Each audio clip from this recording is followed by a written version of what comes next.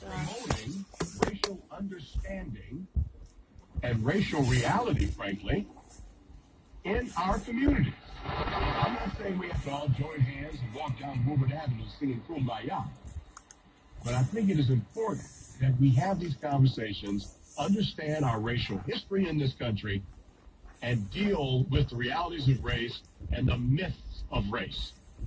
Because the Donald Trumps of the world prosper when the myths are out there and when those myths thrive among people. He believes in the myths himself. What did he say in a White House meeting? You know, once those Nigerians come to this country, they won't return to their huts. Well, Nigerians live in cities just like we do. Where did this huts thing come from? He was talking about Haitians saying they all have AIDS. That's something I'd expect some backwoods white racist who doesn't know anything to say. That was said by the President of the United States.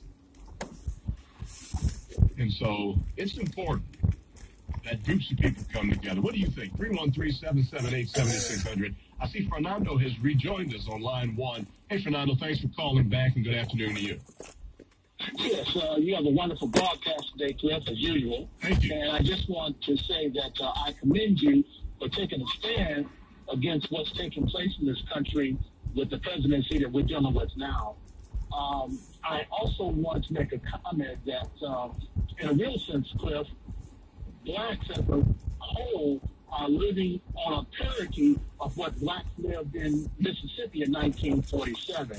If you look at systemic racism, if you look at the dismembership, basically, of the unions, and if you look at economics, we're on that parity.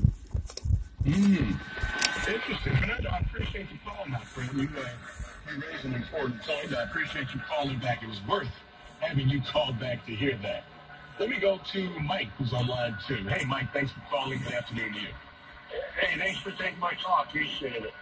I just want to say that I being a white dude, and I have black friends, you know, that I work with, nobody I really hang out with after work or anything, but I do, I can't say I understand completely, but I do see a little bit of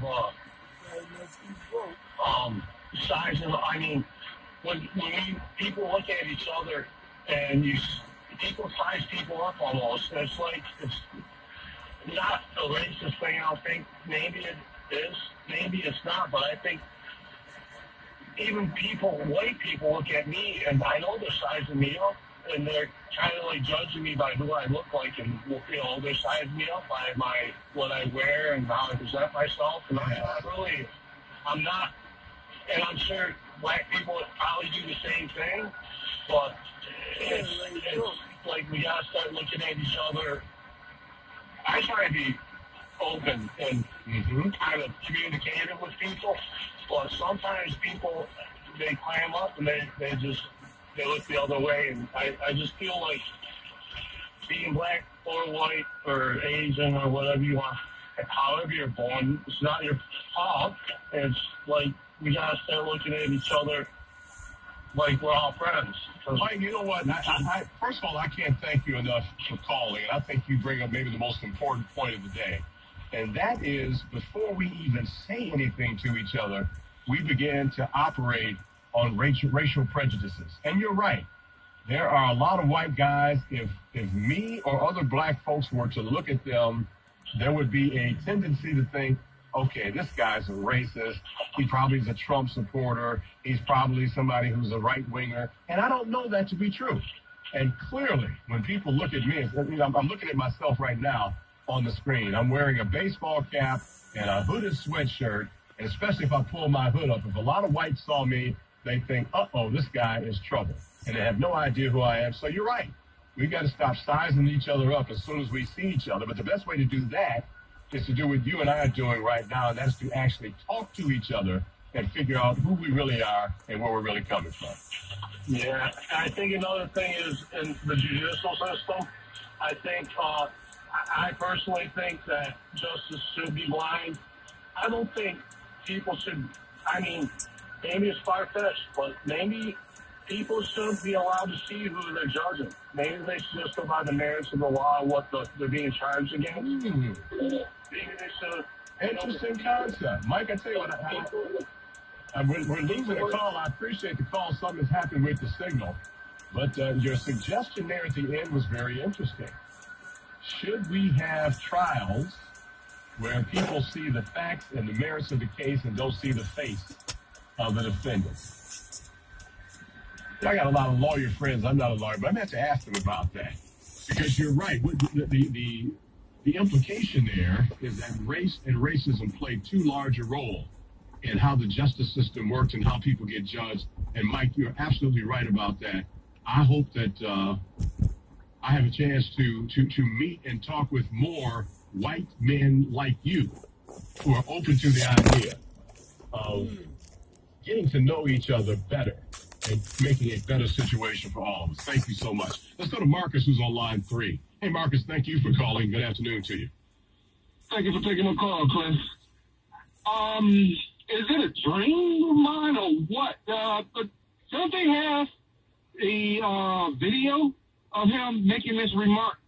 Because I could have swore I seen the news play the video of him saying this at the table about the S-hole countries. I heard it from his mouth. Now, I've never seen a video. I've never seen any video evidence. I'd be surprised that that office in the White House, that meeting was in the Oval Office in the White House was being taped, because Donald Trump himself even said, gee, I should have recorded that meeting. So I'm assuming that it was not recorded in any kind of way. What I have seen on TV is Dick Durbin and Lindsey Graham essentially corroborating and verifying that Donald Trump used those terms. I've never seen it on video, though.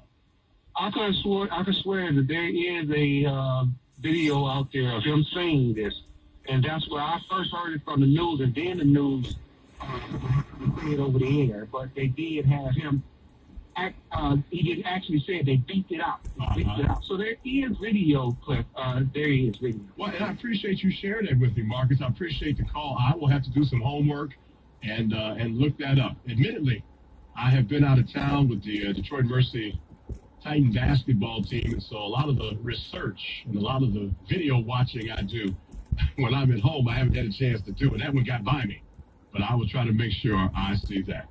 313-778-7600. Kevin is on line 1. Hey, Kevin, good afternoon to you.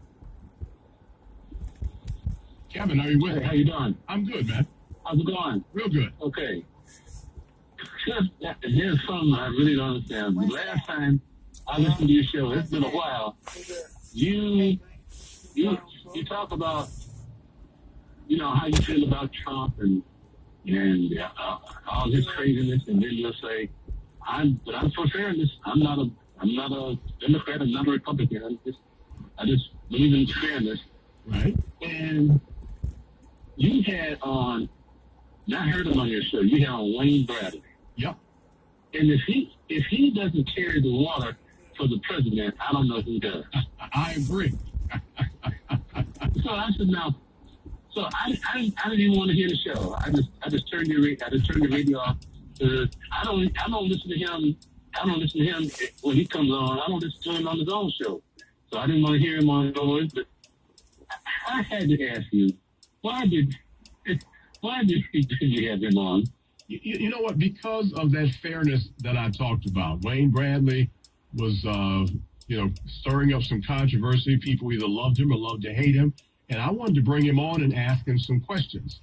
And frankly, I'm glad I did, because I'm not sure he answered any of the questions I asked him. One of them specifically I asked him was, do you feel that you are putting the Republican Party ahead of your own race because you defend Donald Trump in the face of blatantly racist things, and you're very, very reluctant to try to criticize him about that?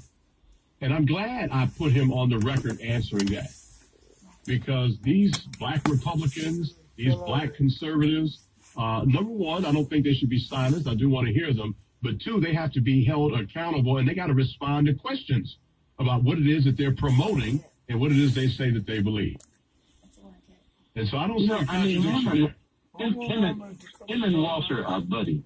And now, and to have some kind of a logical, conversation with Walter is absolutely nuts. So, Right. and he's Wayne Barrett is a little more intelligent than Walter, but he's still on Walter, because when Walter comes on, he says, well, he'll say, "Hi, buddy, I'm glad you here, so I can help defend me with some of this, some of this stuff." So I had to call that. Well, I appreciate the call, Kevin. I thank you very much for the call. The truth of the matter is, the Waynes, the Walters, the Ben Carsons, the Omarosas, they exist. And they need to be talked about. And particularly within the black community, they need to be dealt with, because you have a lot of people who get conflicted. They'll look at Ben Carson and see he has a black face. In fact, he's from Detroit. And they'll say, oh, well, I'm going to support him. He's a black guy.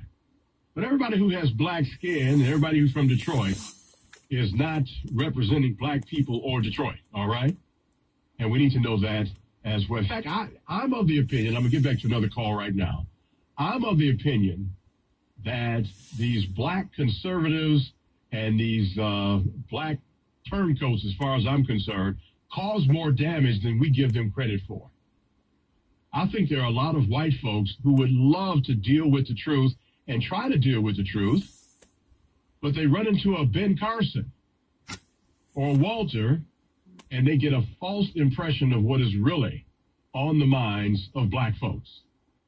And they start asking questions like, well, Ben Carson's that way. Why can't you be that way? Anyway, I got time for another call.